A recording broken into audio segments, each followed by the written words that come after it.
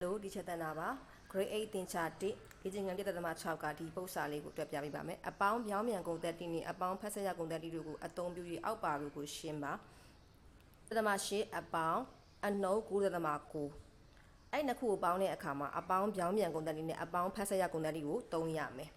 အပေါင်းပြောင်းမြန်ကုန်သက်တိဆိုတာကြတော့နန်းကတော့တူညီပြီးတော့လက္ခဏာချင်းမတူတဲ့ကိန်းနှစ်ခုကိုပေါင်းတဲ့အခြေအနေမျိုးကိုပြောတာနှုတ်တင်းနဲ့အပေါင်းတင်းနဲ့ကိုပေါင်းလိုက်လို့ရှိရင်လက္ခဏာချင်းမတူတော့နှုတ်လိုက်ရတော့တစ်ထက်ရတစ်ကိုနှုတ်ရင်3ညပဲကျန်တော့တယ်အဲ့လိုအခြေအနေမျိုးကိုအပေါင်းပြောင်းပြန်ကုန်တက်တီလို့ခေါ်တယ်အဲ့ဒါဆိုလို့ရှိရင်ဒီကိန်းတွေကနေပြီးတော့ကိန်းတစ်ခုနဲ့တူညီပြီးတော့လက္ခဏာမတူတဲ့ကိန်းတစ်ခုရလာအောင်ခွဲပြီးတော့မှတွဲရမယ့်ပုံစံမျိုးအပေါင်းဖက်ဆက်ရကုန်တက်တီကကြတော့ကိန်း3လုံးဖြစ်အောင်ခွဲရမှာအဲ့ဒါဆိုလို့ရှိရင်ခွဲတဲ့အခါမှာ8.8နဲ့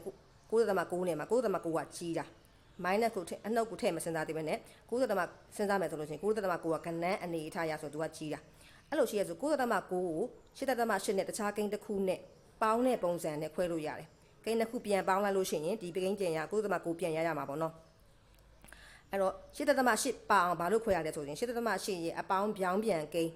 အနှုတ်8.8ရအောင်ခွဲလိုက်မယ်ဆိုလို့ရှိရင်အနှုတ်8.8ရဲ့8.8ရဲ့ကိုပြန်ပေါင်းလိုက်ရင်3ညရမယ်အဲ့ဒါဆိုရင်အပေါင်းပြောင်းပြန်ကုန်တက်တီကို3တာ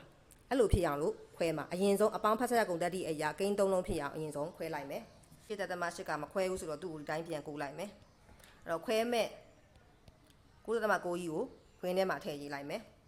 အဲ့တော့8.8ပါအောင်ခွဲရမှာ8.8ရဲ့အပေါင်းပြောင်းပြန်ကိန်းကအနှုတ်8.8ဖြစ်မှာဆိုအနှုတ်8.8ဖြစ်အောင်အရင်ခွဲလိုက်မယ်အဲ့တော့ရရမယ့်ကိန်းကလည်းအနှုတ်9.9ပြန်ရအောင်ခွဲရမှာဆိုတော့နောက်ထပ်ကိန်းတစ်ခုကလည်းပဲသူနဲ့လက္ခဏာချင်းတူမှသာပေါင်းလို့ရမှာအဲ့တော့8.8နဲ့လက္ခဏာချင်းတူမှသာပေါင်းလိုက်လို့ရှိရင်အနှုတ်9.9အနှုတ်ပြန်ရမှာအားကြောင့်မလို့နောက်ကိန်းတစ်ခုကလည်းပဲအနှုတ်ဖြစ်မယ်နှုတ်လက္ခဏာလေးတစ်ထားလိုက်မယ်အဲ့တော့8.8ကိုဘာနဲ့ပေါင်းရင်9.9ရမှာလဲဆိုတော့8.8က9.9ဖြစ်ဖို့ဆို1.1ပဲလို့တော့တယ်ပေါင်းရင်အနှုတ်ဖြစ်ရမှာဆိုတော့အနှုတ်1.1ဖြစ်သွားမှာဒီနှစ်ခုကိုပြန်ပေါင်းလိုက်လို့ရှိရင်အနှုတ်9.9ပြန်ပြီးတော့ရတယ်ဒါဆိုရင်အပေါင်းပြောင်းပြန်ကိုတက်တီကိုသုံးတော့မှ8.8နဲ့သူ့ရဲ့အပေါင်းပြောင်းပြန်ကိန်းဖြစ်တဲ့အနှုတ်8.8နဲ့ကိုအရှင်ပေါင်းပေးလိုက်မယ်အဲဆိုသူတို့ကိုကွင်းထဲမှာထည့်ပြီးတော့ရေးလိုက်မယ်8.8အပေါင်းအနှုတ်8.8အဲ့ဒါဆိုလို့ရှိရင်ကွင်းရဲ့အပြင်မှာနောက်ထပ်ပေါင်းရမှာကအနှုတ်1.1ကျန်မယ်